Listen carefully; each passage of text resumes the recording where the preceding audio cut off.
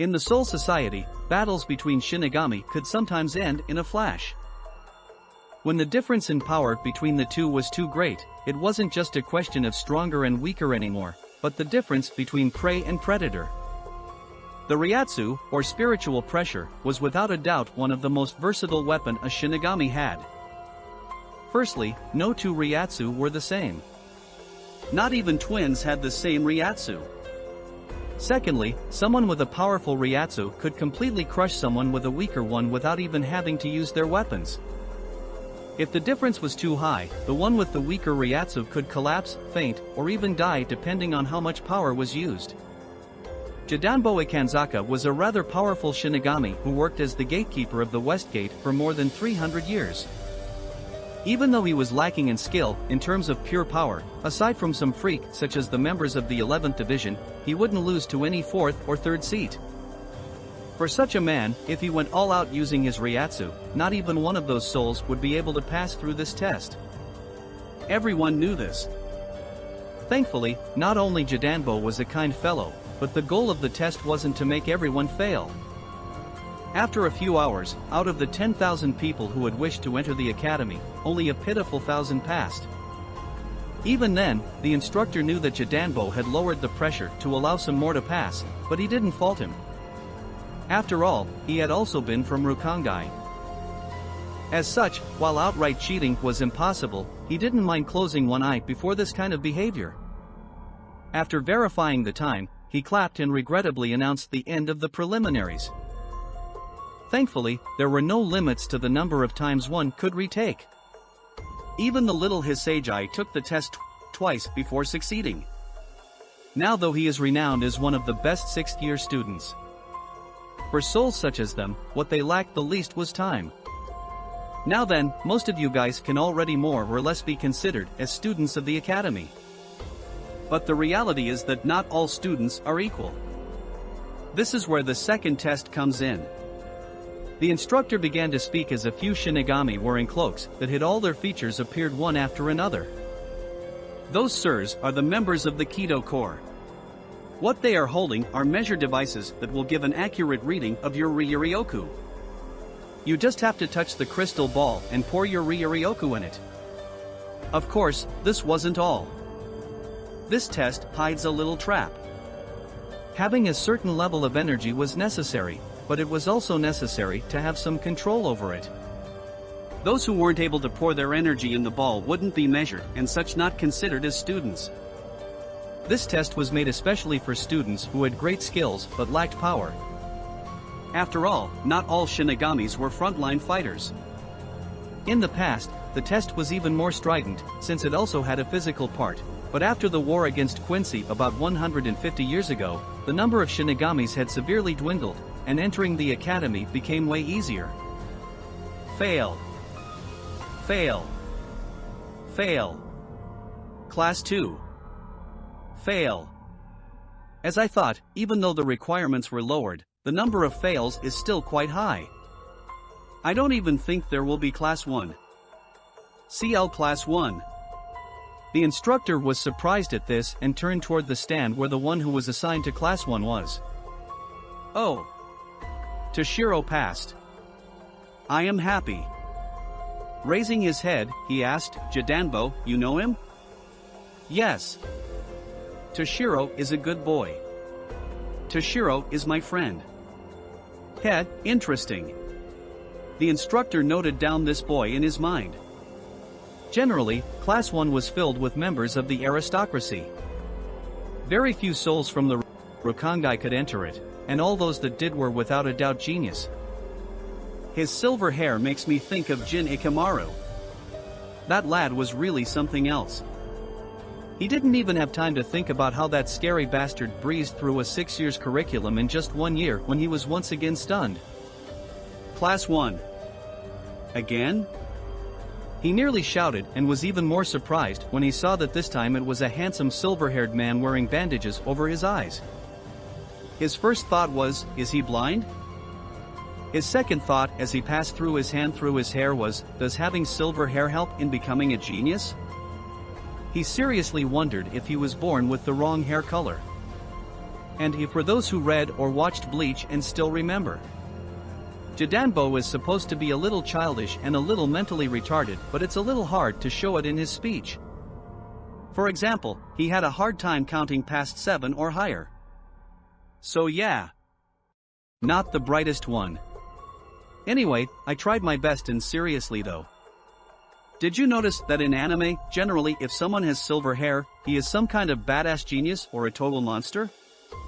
Just for example. In Bleach we take Toshiro, Jin. In Naruto Kakashi.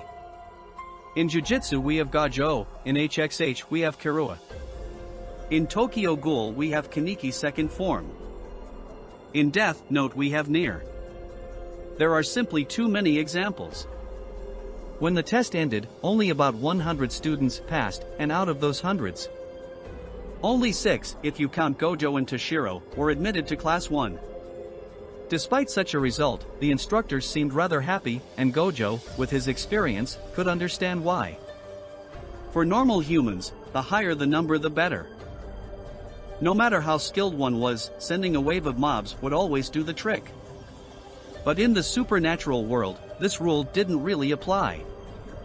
The larger the difference in power, the higher the number of cannon fodder needed to match would increase. That's why, for supernatural warriors, having that one guy that can act as a nuclear bomb is way better than having a bunch of fireflies. I really wonder who was the strongest bastard in this world. He had been the strongest sorcerer when he was alive. No way in hell would he be satisfied with anything else than becoming the strongest in this world as well. Looking at the sun that was setting, the instructor faced all the examinees who passed. Now then, for those who succeeded, you guys have the rest of the day to do everything you want and say your goodbyes to your family and friends. After, you will officially enter the academy tomorrow and won't be able to go out before the holidays in a few months. Understood? Yes.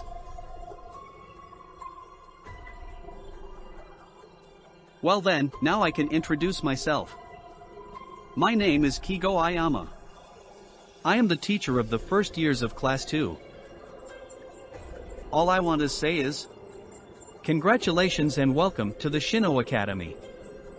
All the Shinigamis present clapped, making the souls who succeeded tear up with emotion. Even Toshiro had a few tears at the corner of his eyes. The only one who felt bored was Gojo. He wanted to hurry up and enter the academy to learn the theory behind Kido so that he could recreate Limitless. Even though he was still strong with just the Rokugan, walking without Limitless activated made him feel a little restless. As if he was walking around naked. This wasn't a feeling he appreciated. Now, before you go, each of you will register your name and family name if you have one.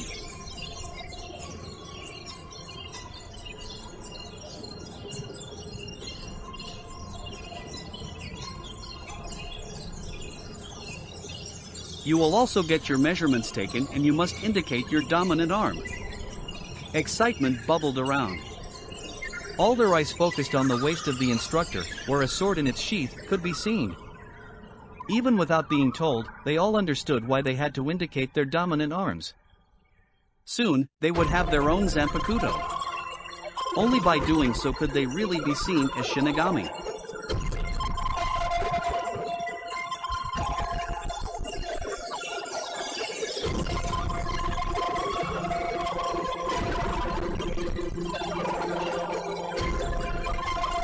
This made Gojo scratch his chin while in his thoughts. He really wondered what kind of Zanpakuto he would get. From what Momo told him, what the student got was more like the embryo of a Zanpakuto. Also known as a Sachi, or sword without name. Once an Asachi and a Shinigami got attuned, those with enough talent could allow their sword to give birth to a soul and awaken a name. Only by knowing this name could an Asachi be officially called a Zanpakuto. Furthermore, all Zanpakutos were unique since they were born from the souls of their wielders. Of course, from what she told him, just getting the name wasn't enough. But she wasn't clear about everything, so she hadn't delved much into her explanation. Well, it's good enough as long as I don't get some useless skill. Aside from some curiosity, he wasn't particularly thrilled about owning a Zanpakuto either. The most important thing for him as of now was to reach a sufficient level in Kido.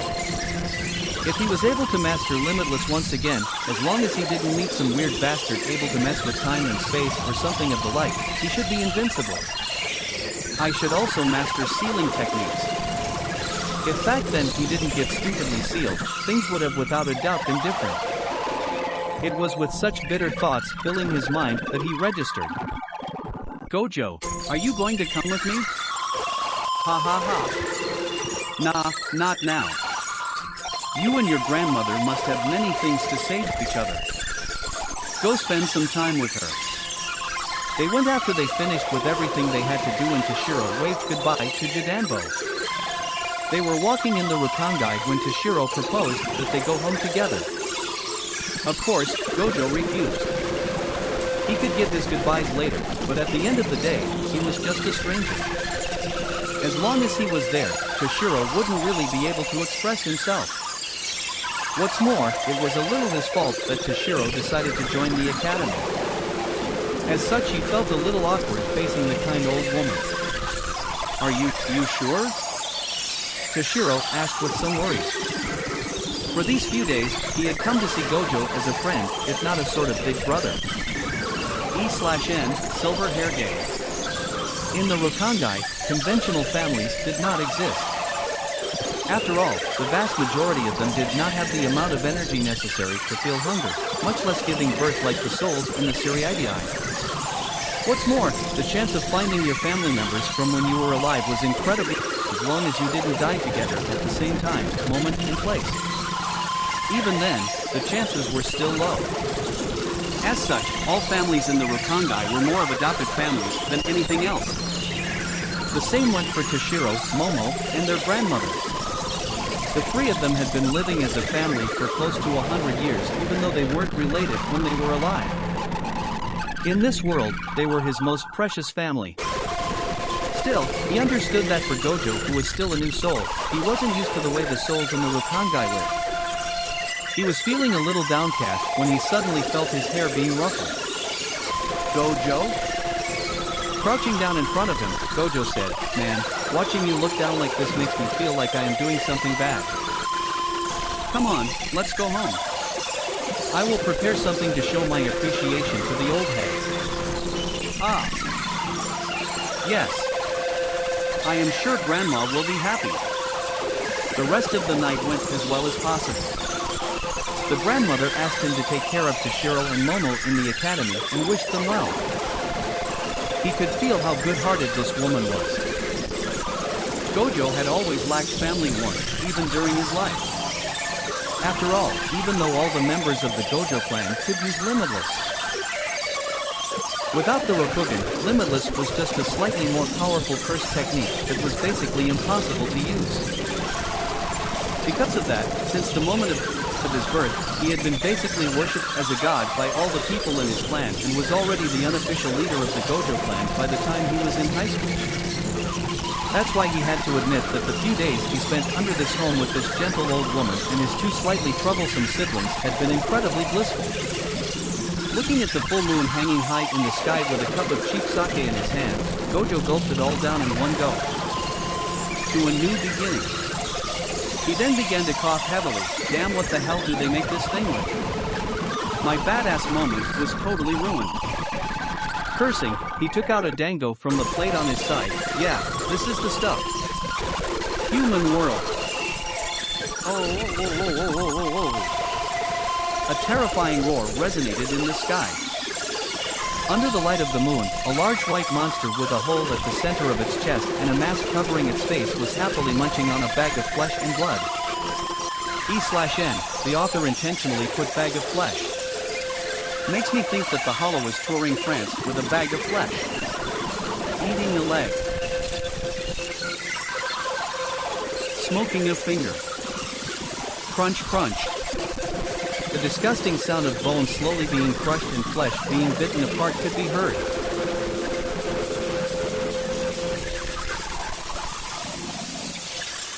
Next to it, watching this scene with terror while his whole body shivered, was a Shinigami. he knew that he wouldn't get out of this alive. He knew that soon, he would end up like his friend, in the maw of the monsters they swore to destroy.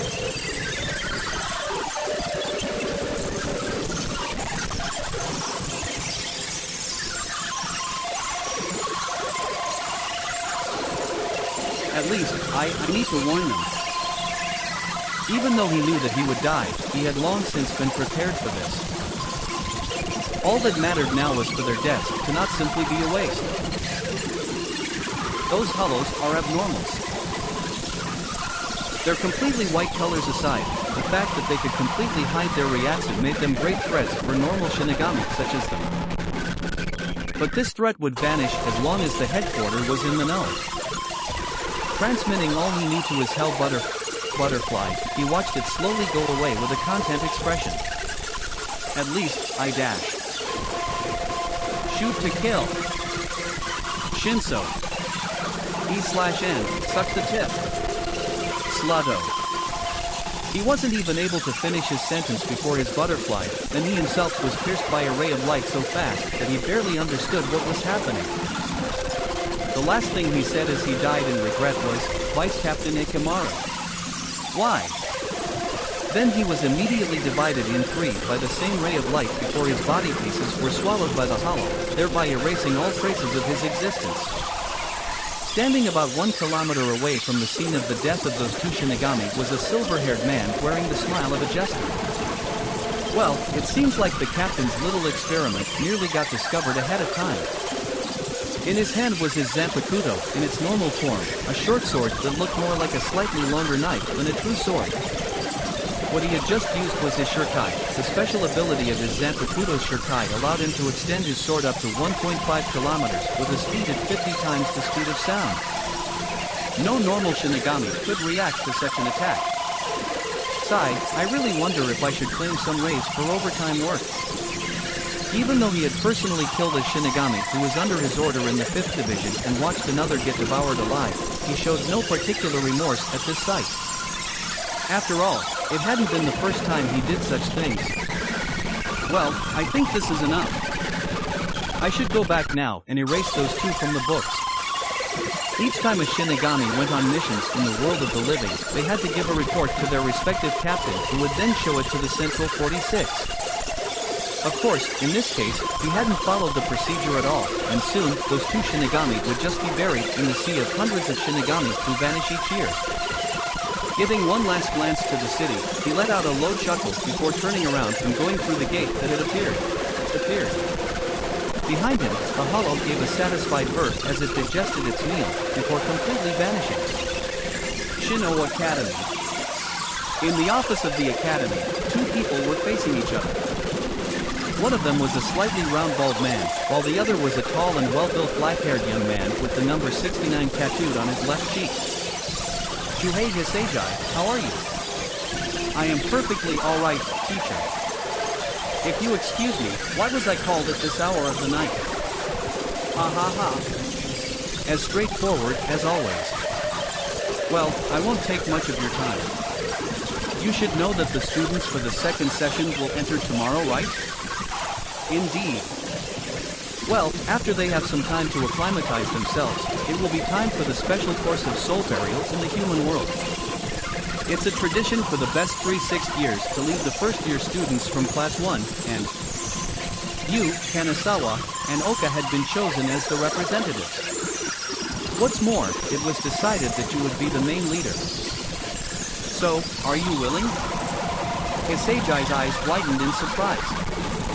Leading the first-year students for their first soul burial might seem like a thankless task, but in reality, it was proof that the teaching staff believed in your abilities.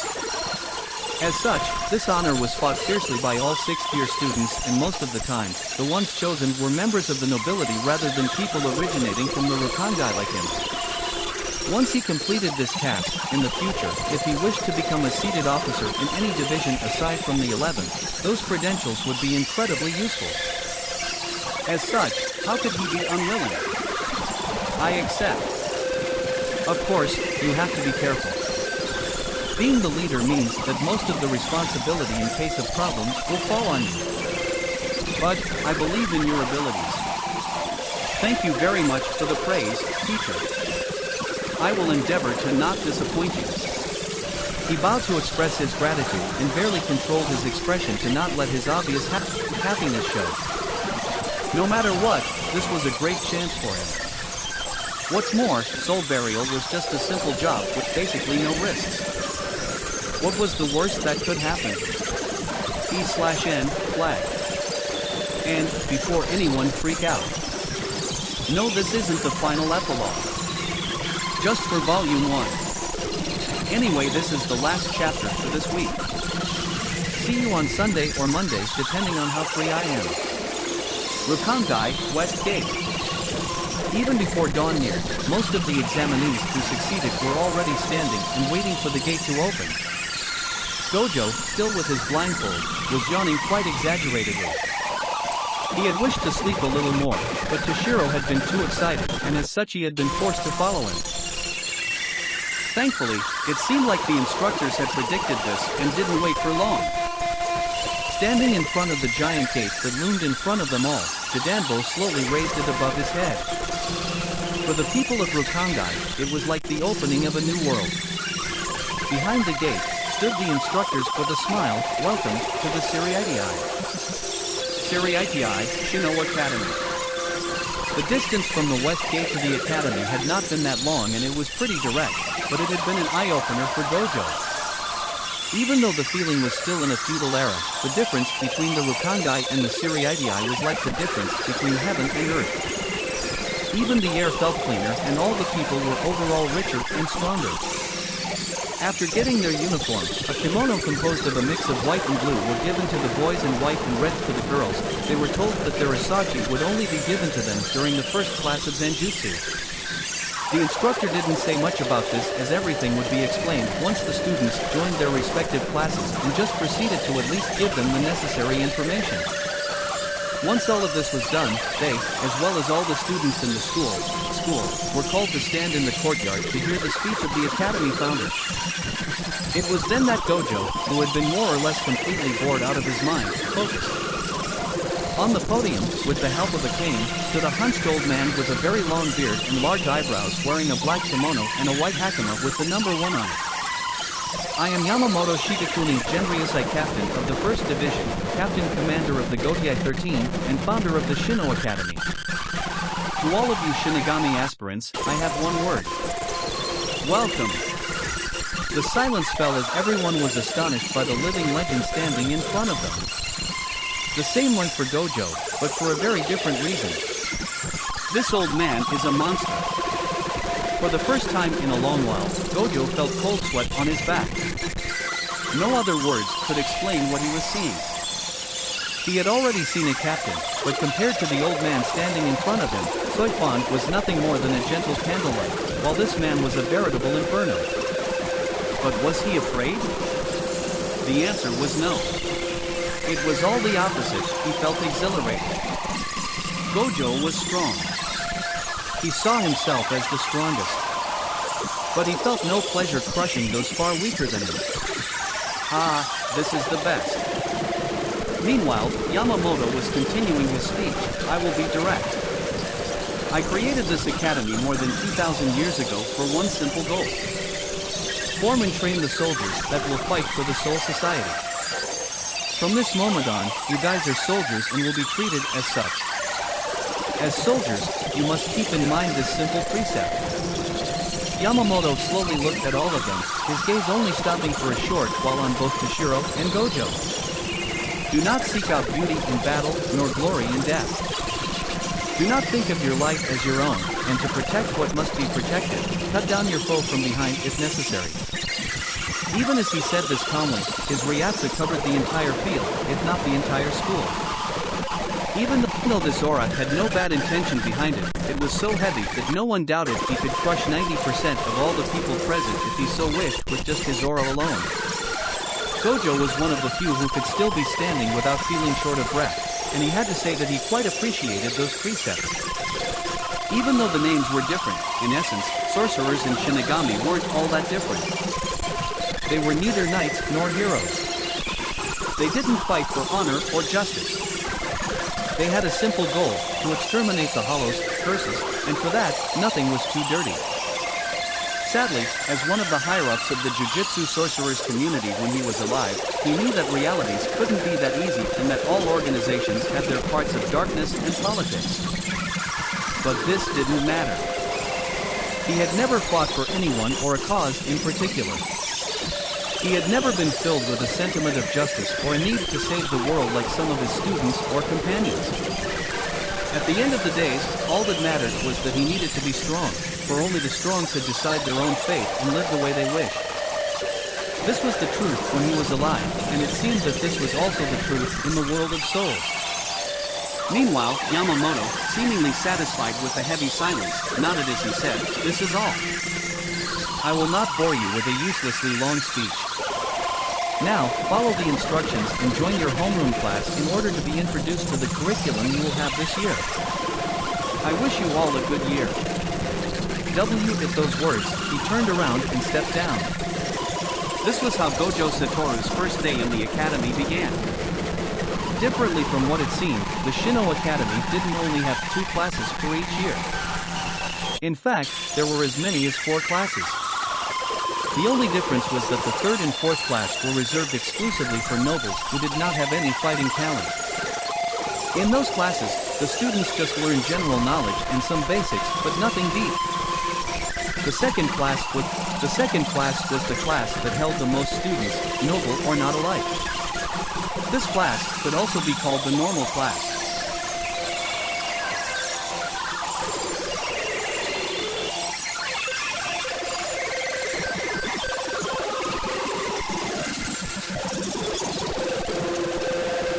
Being a student from class 2 didn't mean that one wouldn't become strong.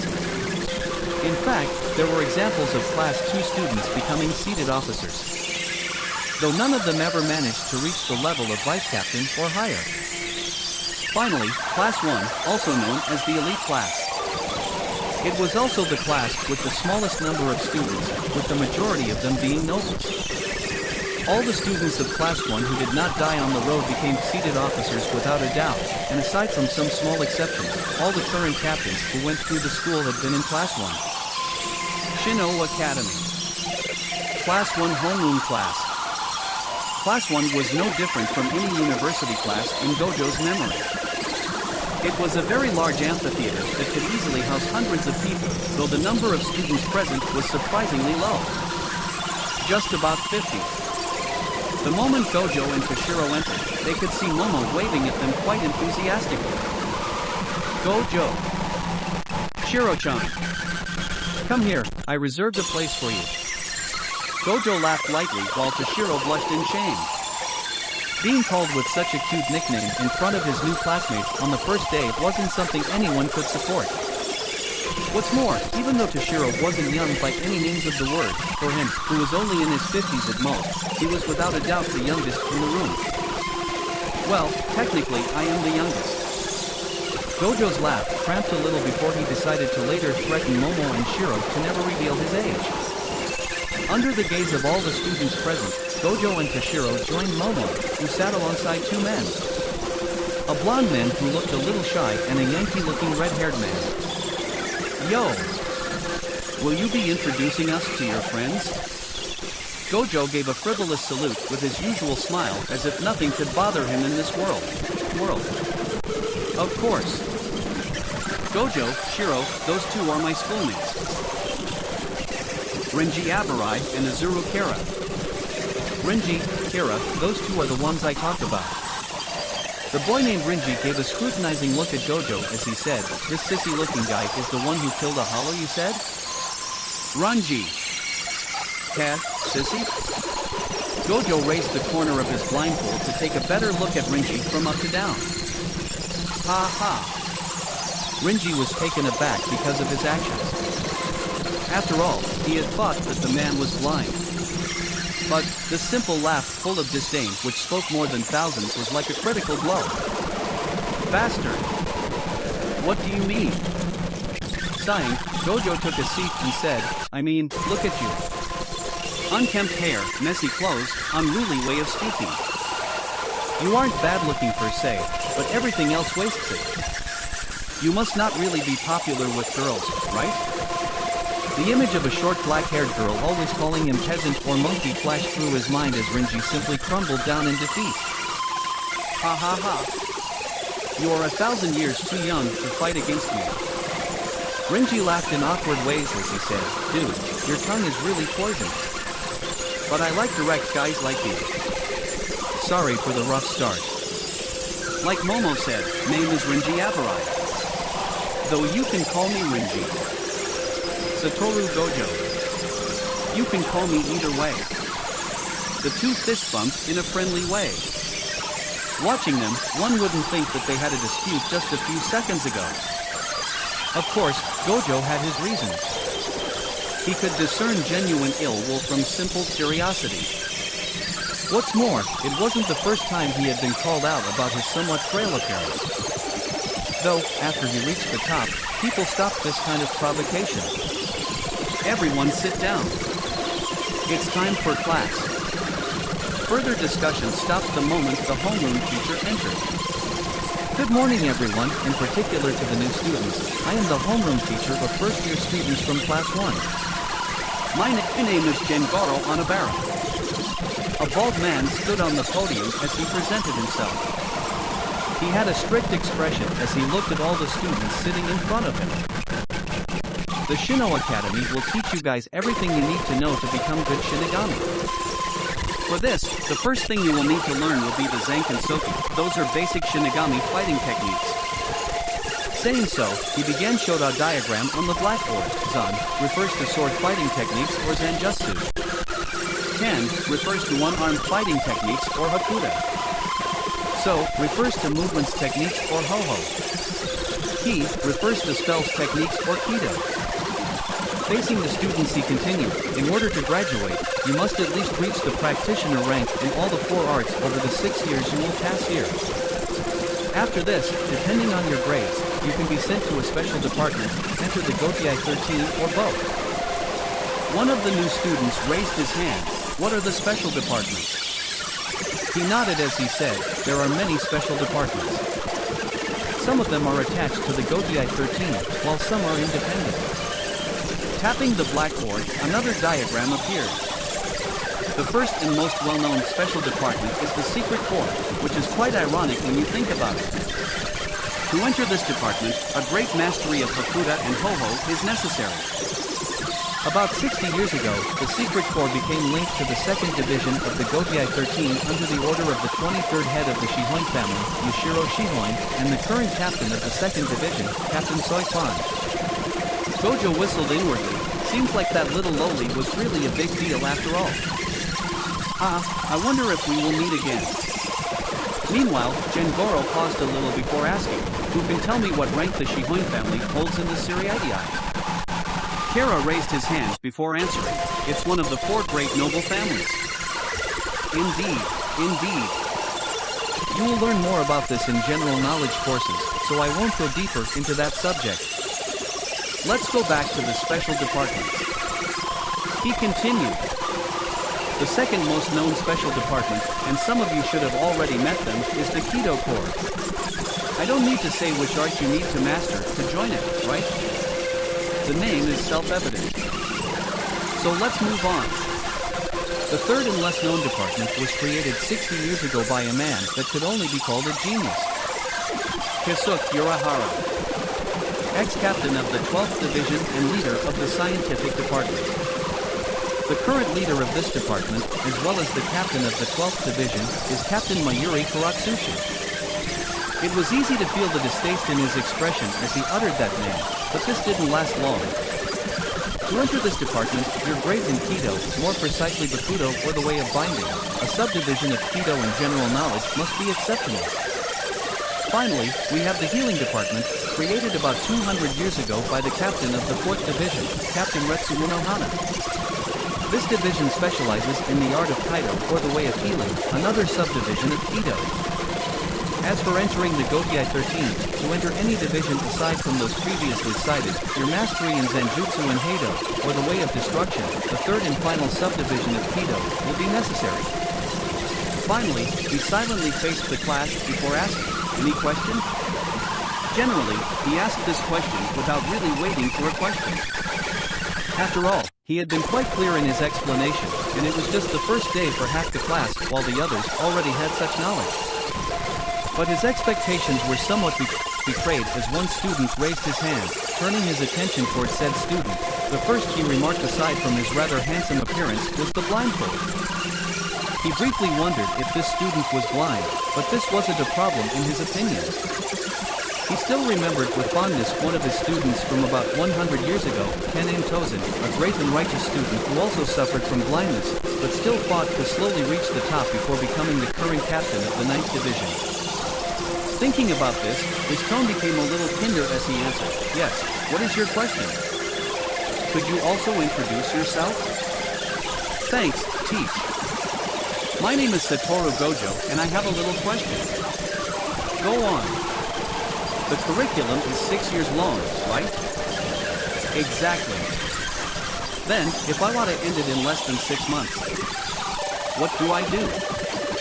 This question sent an uproar in the whole classroom. "And Yushiro Shihoin is Yoruchi's little brother, and he became the head of the clan after Yoruchi escaped with Kasuke. He appears during the Blood War arc, so anime watchers only won't know about him." The class ended after Gojo's incredible question. The rest of the day had been designed as free study to allow students to acclimate to the school.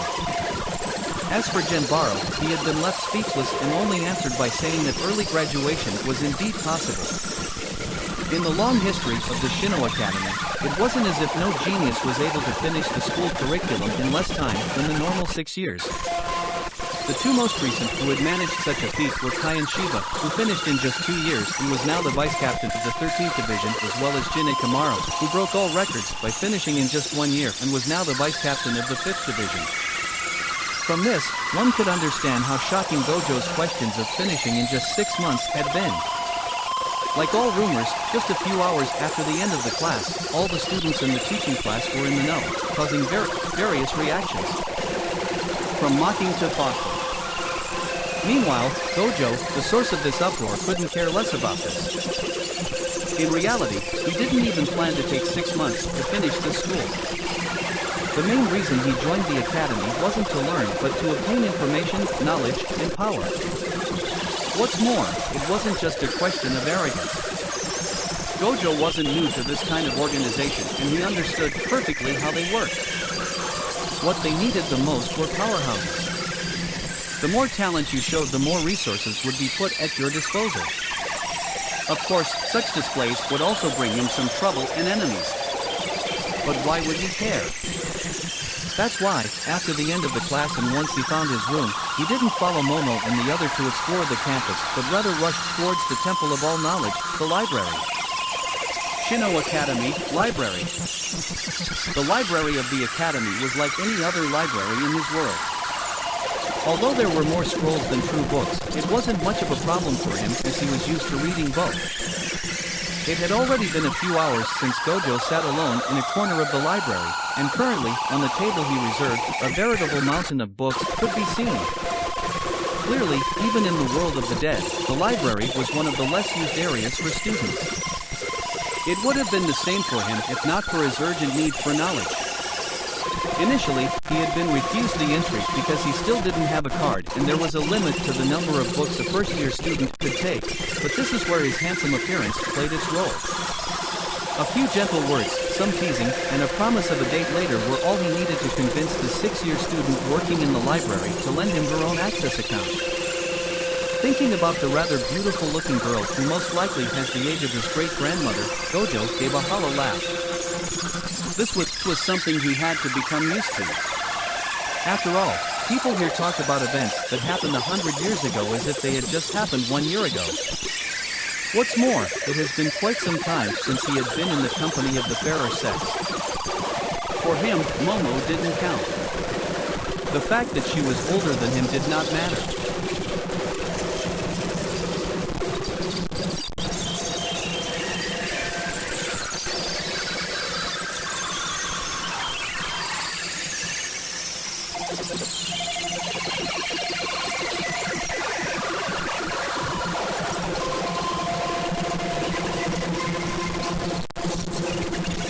In his eyes, she was more of a cute sister than a possible partner. Well, I can satisfy my primal urge later. Now, I gotta focus on the important matters.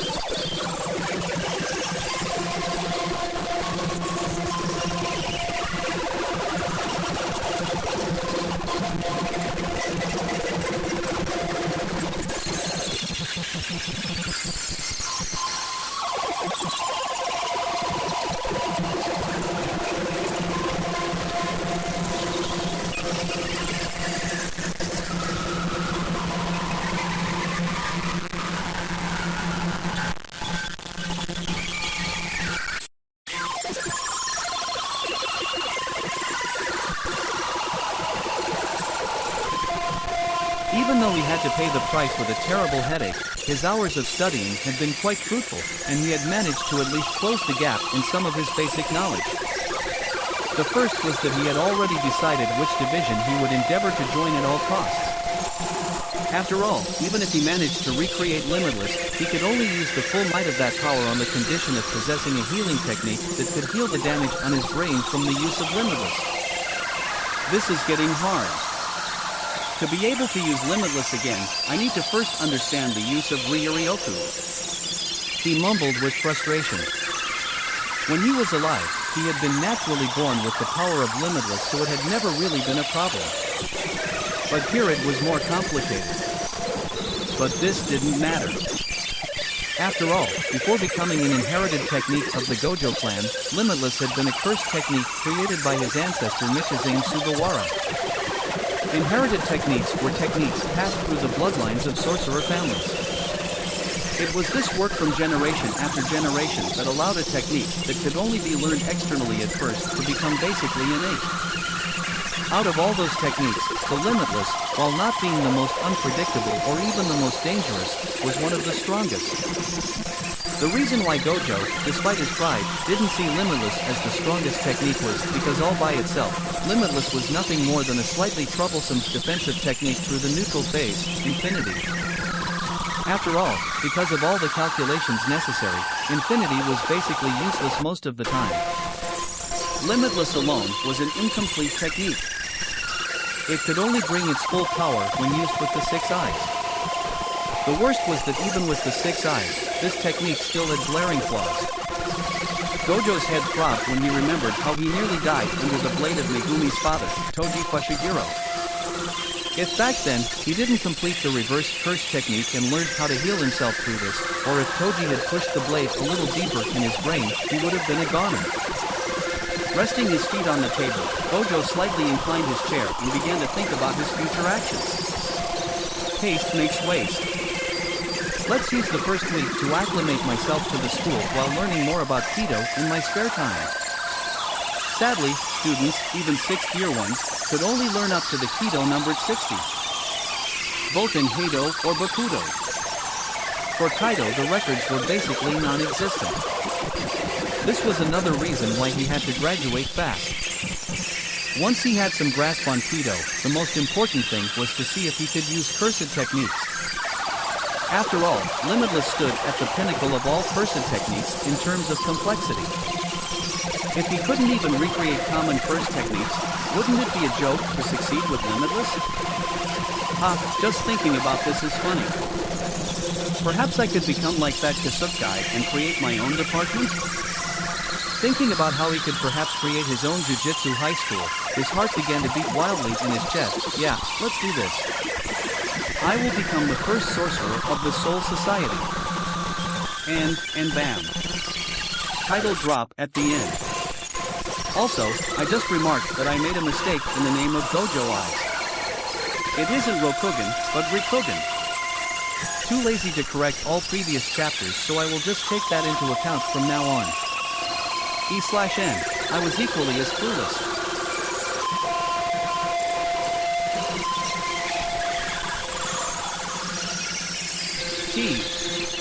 Even though he had to pay the price with a terrible headache, his hours of studying had been quite fruitful.